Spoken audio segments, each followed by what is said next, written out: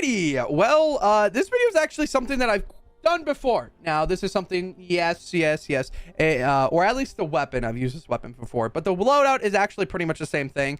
But it is different, and it's kind of something that, you know, is in correlation of what's coming out. So if you don't know, we're going to be running Redline Ramirez today. Redline Ramirez is actually a really good hero. She's usually ran in support, rarely used in lead, just considering that in support, she increases your sniper damage. But in support, she increases sniper damage, but in lead, it also increases your fire rate, which, it's decently good because there's some snipers out there that don't have high fire rates, and they do insane amount of damage, but they're slow shooting, and they just don't make up for the fact that they're slow shooting that damage and whatnot. So yeah, running in lead sometimes is okay. In rare instances like this one, it's fine. But if you don't know, Redline Ramirez actually comes out by the time this video is out. I believe she should be out in I think a day or two. But yeah, she comes out in August, towards the end. She comes out on the 16th of August, or actually in the middle, I guess. But yeah, the 16th of August. She's actually decently good hero, and I do recommend grabbing her because she's also used for Stoneheart build.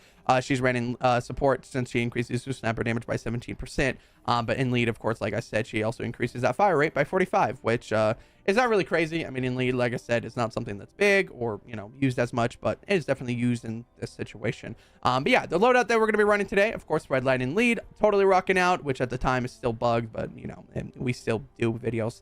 And then we're running Stoneheart in support along with Sure Shot, which I've actually done a Rabbit Raider Jonesy video running him in lead. So if you guys want to go check that out, definitely recommend it. And then Locked and Reloaded, because we're going to be reloading a decent amount since the weapon that we're using only has 4 shots per clip.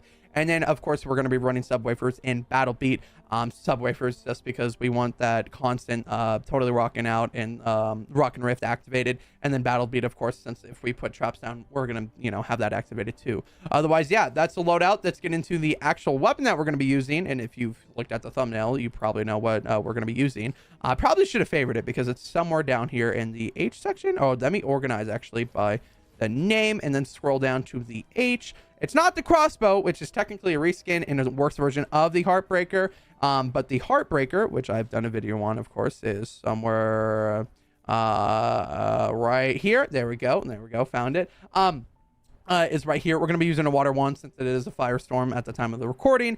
We're going to be running damage, reload speed, and crit rating along with crit damage, basic build. And then the 6th perk is basically while the plus 30% weapon damage when aiming down sights. So whenever you're aiming, you're going to be doing 30% more damage, which is really cool. And actually, in correlation of the newer videos that I've actually done with the newer weapons, that 6th perk on the Primal pistol is actually very interesting because it's kind of the same thing, but instead of aiming down, it's enemies that have 85% or more health, which if you haven't checked out this video, I definitely recommend it because this is probably one of the better videos that I've done, and just in general, it's actually really crazy. And I don't know, I personally love the Primal pistol, and just the fact that I can watch out a smasher is pretty cool. Otherwise, yeah, that's the weapon in the loadout that we're going to be running. We're going to be doing a RTD today for 5 times search up rain. Actually, not bad. It is medical corrosion, exploding death bomb, so it's going to be interesting. Good thing that we're using a little bit more distant weapon and not up close like a melee loadout.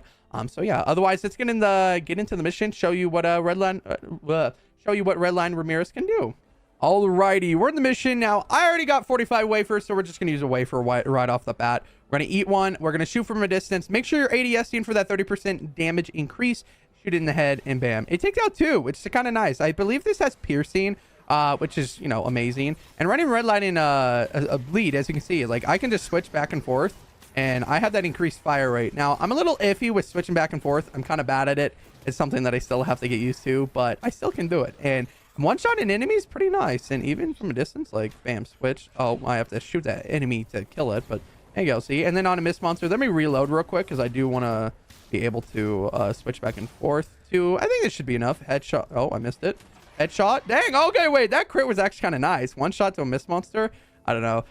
But yeah, switching back and forth with the weapons is the best way to use this loadout and best way to use these weapons just in general. And then Redline in support or in lead, of course, increases that fire rate. So that's the reason why switching back and forth is really nice because, you know, switching back and forth basically makes up for the time of that fire rate that is increased. Otherwise, we got the mission set up. I got traps set up for that totally rocking out. Be activated. Otherwise, yeah, I think we should be good to start, and yeah, let's just get right into the mission. Alrighty, the mission has started. Now we got some defenders down. I don't know why it said it failed to start, but Oh, why do we have defenders? Beach, can you remove those defenders, please? I'm trying to record a video here, and I definitely don't want to hear a million obliterators going off. Oh, yeah, look at that damage. So nice. Now, I still have to get used to switching back and forth with these weapons, because it's something that I'm not used to. It really isn't. Like, switching back and forth between two weapons and then ADSing, not something that I'm used to. And fire enemies are not nice. I think I might stand on the base for this, because running weapons that have, like, kind of not low fire rate, but switching back and forth between weapons and then having smaller enemies come towards me is not something that I like. It's not fun. But I'm going to throw my turrets down.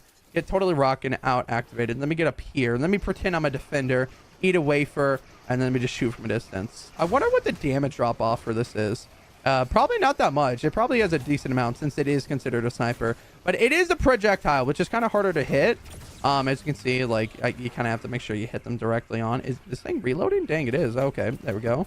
Switch. Bam. There we go. Yeah. Yeah. That's what you like to see. And just slowly but surely. I love when weapons one shot. It really just showcases how nice it is whenever, you know, you get that crit, and that whenever that one tiny part, or that one tiny chance of it actually critting, it's the satisfaction of it. It's just satisfying seeing that one shot capability. It's so wonderful. Let me pretend to be a defender, and then let me eat a wafer. Yeah, I'm a defender now. We should actually, there should be a thing to give defenders wafers. That'd be pretty fun. Am I right? Like, just throw a wafer at a defender and then they eat them. You know how interesting that would be. Gosh. Yeah, so I think this has piercing. Let me double check. I'm pretty sure the Heartbreaker does have piercing. Let me go not in that. Let me expect it. I'm pretty sure it does have piercing. That drops over time, and yeah, pierces through enemies. So this is good. So you can kill one or more than one enemy at a time, kind of like the Xeon bow. And then running Stone of Fair and support also has a chance of hitting and splintering off into those multiple enemies, which is decently good. It's kind of like a mini Xeon bow with a little bit, well, actually not a lot less damage. It's a little less damage, and then also has a scope on it. So kind of different, but definitely a different type of style of weapon. Which is pretty nice. I mean, there's nothing really crazy about it, but you know, it's one of those heroes that you should definitely have. And honestly, showcasing her in support with Stone Fair is probably a lot better, just due to the fact that that's how usually she's ran. But in lead, she's definitely viable and definitely fun to use. I mean, like, as you can see, like, if I get lucky with switching weapons, I could probably almost one-shot the Mist Monster. And like I said earlier, you saw it firsthand. Just seeing a Mist Monster just instantly die is kind of nice. Now, if there was a Smasher, I would test it on it, because I probably won't be doing as much damage, but I definitely do a chunk of damage with switching back and forth. So nice. Oh, where's that Mist Monster? It got me. It got me. I'm sad. Otherwise, I think we're going to wait until the mini-boss spawns. Hopefully, we get a mini-boss that's good. But yeah, let's hope for a good mini-boss. Alrighty, the mini-boss has spawned. I fell in a hole. I want to get out of this hole. But can I come up here and then up there, over here? Mini-boss, come here. Let me make sure my things are reloaded. Let me eat a wafer. War cry, and then just swap back and forth. Now let me, oh, trap vulnerable. No, it would have been perfect. I have so many wafers and so much damage, but we're still gonna watch this thing die in the misery of a tunnel. Can I just put a broadside? I'm just gonna put a broadside right here, and then a broadside right here, and close itself in its death. Its inevitable death of broadsides. And gas traps are actually pretty good. You don't see them used very often because they've exploding death bombs, which this has. But good trap tunnel. Good job, Piper. Good trap tunnel. Yeah. Everyone say down in the comments, good trap tunnel, Piper. Yeah, but look at that. Mini boss is dead. I'm in circle. I don't want to die. Otherwise, yeah, not much to talk about. I mean, like, we've got this mission in the bag. Redline Ramirez is definitely one of those heroes that is a must grab, and it's just due to the fact that she's just so good. That increased sniper damage is just overall really good. I mean, in lead, that fire rate is kind of nice depending on the weapon that you're using. However, definitely a good hero for support, especially when it comes to throwing out Farah. So make sure you grab her. Otherwise, that's pretty much it. Nothing really else to talk about. You guys make sure to subscribe down below, and make sure you use code Mattio in the item shop. I actually don't really promote it as much as I used to. Holy. So yeah, definitely helps me. So if you want to use my code, I'd appreciate it. Otherwise, that's it. Subscribe down below. Make sure you guys have a great day, afternoon, night, wherever you are. And I will see you guys in the next one.